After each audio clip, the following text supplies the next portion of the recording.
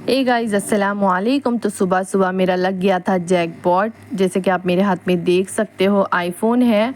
तो सबसे पहले कैसे हो आप सब, उम्मीद है सब ठीक ही होंगे और अल्लाह के करम से हम सब भी ठीक है। तो आईफोन के बारे में आपको बताती हूँ। हम लोग जा रहे थे आज बच्चों को छोड़ने क्योंकि वैन वाला अवेलेबल नहीं था। तो मुझे घर के पास में ही चौक में ये फ़ोन गिरा हुआ मिला। टीएस मना कर रहे थे उठाने से, मैंने फिर भी उठा लिया। मैंने सोचा कि सुबह में काम के लिए सब निकलते गड़बड़ में रहते, गिर गया हूँगा। तो मैंने बोला किसी का फ़ोन आ जाएगा जिसका भी है। तो वैसे ही बंदे का फ़ोन आया कि मेरा फ़ोन गिर गया है, प्लीज़ मुझे ला कर दे दो। तो मैंने बोला आप जहाँ पे वहीं पे रुकिए, हम वहाँ पे आ रहे हैं बच्चों को स्कूल छोड़ के। तब तक उनके डैडी का फ़ोन मुझे आता है उन्हीं के फ़ोन पे कि मेरे बेटे का फ़ोन है, मैं पुलिस वाला हूँ, हमें फ़ोन ला के ये जगह पे दे दो। हमने बोला भाई आपका फ़ोन हमें गिरा हुआ मिला, आप खुद ही उनको बोलो ये जगह पे आए और लेकर जाए। मतलब हम किसी की हेल्प करने जा रहे हैं, वो हमारे ही गले पड़ रहे हैं। हमको बोलते पुलिस स्टेशन में आओ। तभी हमको यहाँ से घर पर जाके स्कूल को बच्चों को छोड़ के मुझे निकलना था जॉब पर और टीएस को भी। तो यहाँ पे हमने उसको फ़ोन दे दिया, बट बंदे ने एक थैंक यू भी नहीं बोला।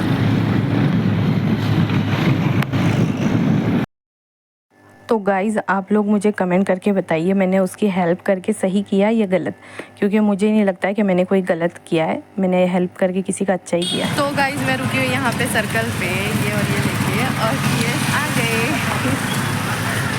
अस्सलाम वालेकुम। तो गाइज़ मॉर्निंग में कुछ टाइम मिला ही नहीं कि मैं कुछ शूट कर पाऊँ, इसलिए मैं अभी शाम का शूट कर रही हूँ। टीएस घर पर जाके फ्रेश होकर मुझे लेने के लिए आए थे, क्योंकि मुझसे पहले टीएस का जॉब छूट जाता है। गर्मी इतनी हो रही थी कि हम लोगों ने सोचा थोड़ा सा बादाम शेक पी लेते हैं, उसके बाद घर पे चलते हैं, क्योंकि अभी घर पे जाके खाना वगैरह शाम का बनाना नहीं है, क्योंकि टीएस के फ्रेंड की बेटी की शादी है, उसमें ही जाना है। तो अगर मेरे चैनल पर नए हैं तो जल्दी से सब्सक्राइब करिए और लाइक करिए और शेयर करिए, और कमेंट करना आप लोग भूल जाते हैं। Please comment and like and subscribe.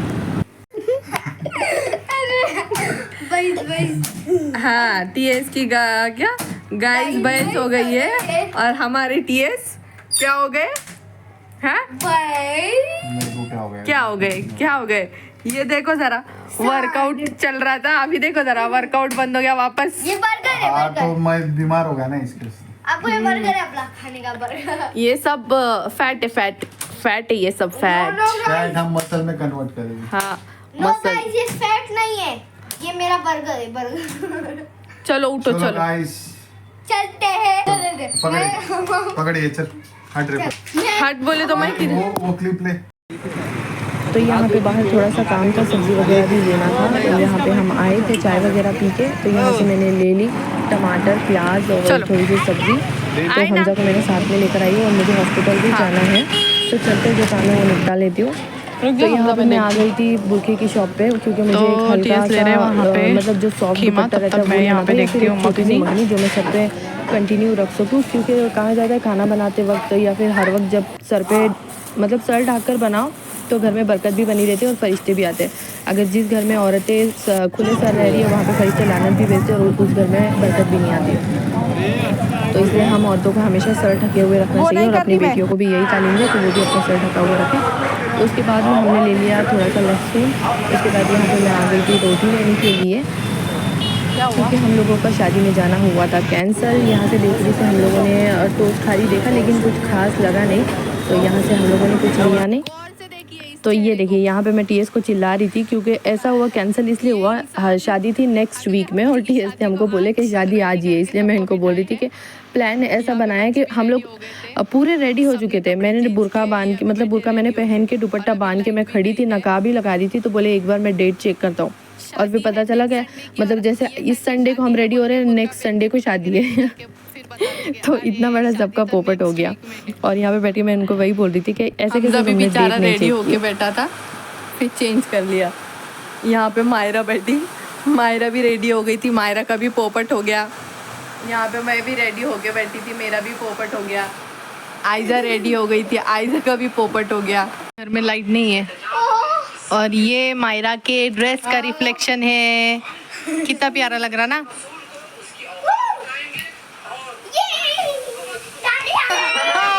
Light आ गई, पर्दा भी टूट गया। तो घर पे मैंने सब बाज़ार वगैरह रख दिया। उसके बाद मैं टीएस हमजा फिर से निकल गए थे हॉस्पिटल जाने के लिए, क्योंकि हमजा की भी तबीयत ठीक नहीं थी और टीएस को भी चिकनगुनिया हुआ है और मुझे भी चिकनगुनिया हुआ है। बट हम दोनों की तबीयत ठीक ही नहीं हो रही थी। टीएस के पैर तो काफ़ी ज़्यादा सूज रहे हैं, तो इसलिए हमने सोचा कि फिर से एक बार दिखाते हैं। और जैसे निकले तो पहले थोड़ा सा हम लोगों को लगा कि गाड़ी में हवा नहीं है, इसलिए पहले गाड़ी में हवा भरे।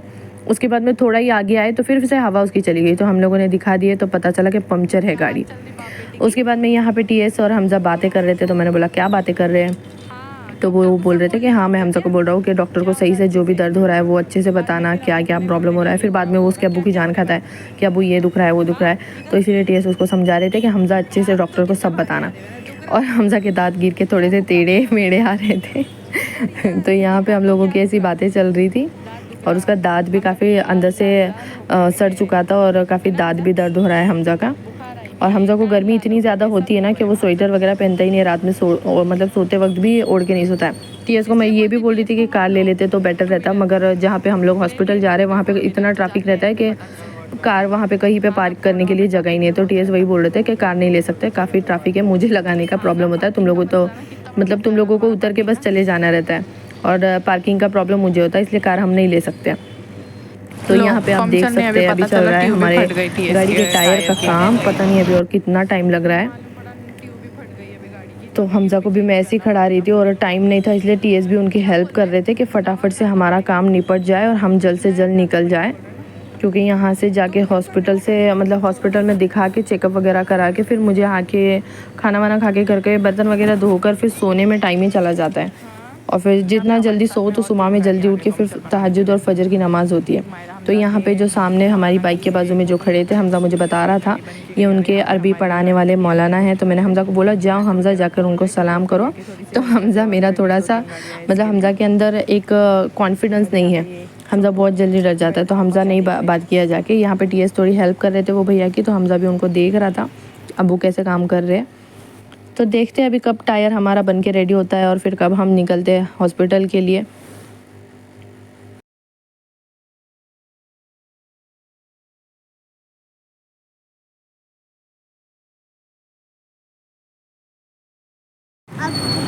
नहीं अब्बू आ रहे पेमेंट करके। यहाँ पे रुके हम, टीएस गए वहाँ पे पेमेंट करने के लिए, तो गाड़ी तो बन के हो गई, टायर लग गया है, टीएस गए पेमेंट करने के लिए। नहीं करो हमजा हटो।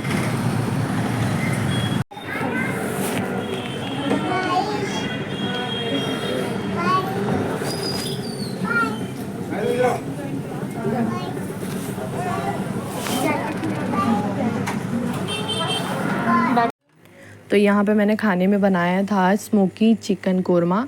तो कोरमा मैं बना के रख कर गई थी क्योंकि शादी में जाना कैंसिल हो चुका था, और घर पे आने के बाद में मैंने स्मोक किया है उसको। बहुत ही टेस्टी बना था, इसकी रेसिपी भी इंशाल्लाह मैं शॉर्ट वीडियो में शेयर करूँगी, आप भी ट्राई करिएगा। और खाना बनाते वक्त खाने से तैयारी के पहले देखिए क्या हुआ। तो हम लोग कर रहे थे खाने की तैयारी, तब तक पता चला कि यहाँ पे कूलर के पीछे कोई है, क्योंकि ऐसे 2-3 मरतबा ऐसे फील हुआ कि वहाँ पे कुछ तो है। तो हम लोगों ने कूलर हटा के देख लिया तो वहाँ पे थी फ्रॉग। तो मैडम फ्रॉग जा चुकी थी इसके पीछे, जो कि निकालना बहुत ही मुश्किल था क्योंकि टीवी के नीचे साइड में वो चली गई थी। फिर भी मैं ट्राई कर रही थी कि उसको टिपाई वगैरह को हटा के वहाँ से निकालूं, मगर वो अंदर जा चुकी थी। तो ये देखो यहाँ पे है वो, इसको मैं कैसे उठाऊँ समझ ही नहीं आ रहा था, और टीएस के पैर में सूजन थी तो वो नहीं उठकर आ पा रहे थे। तो मैं इसको ट्राई कर रही थी कि निकालूं, लेकिन वो इतनी जम कर रही थी कि मैं डस्ट पैन में भी उसको ले रही हूँ तो वो वहाँ से भी जम करके उठ जा रही थी। हमारे घर क्यों आई है, कितनी छोटी सी है ना वो।